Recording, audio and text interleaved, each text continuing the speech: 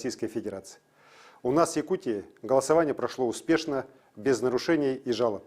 Работали 820 участков, явка по республике составила 55,5%.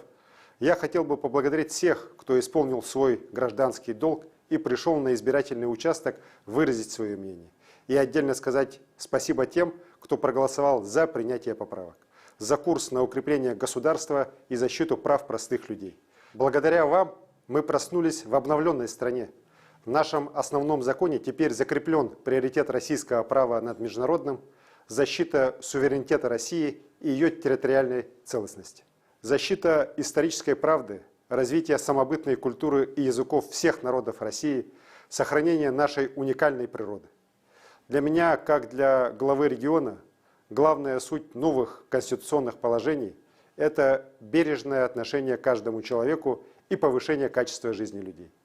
Защищены права детей, семей с детьми, всех работающих людей, пенсионеров.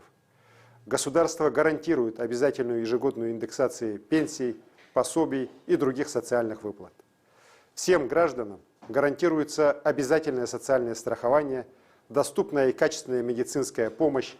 Это означает, что социальные гарантии государства перед гражданами, курс на экономический рост страны и на повышение благосостояния людей навсегда останутся незыблемыми. Теперь всем нам предстоит большая работа по претворению обновленной Конституции в жизнь на местах.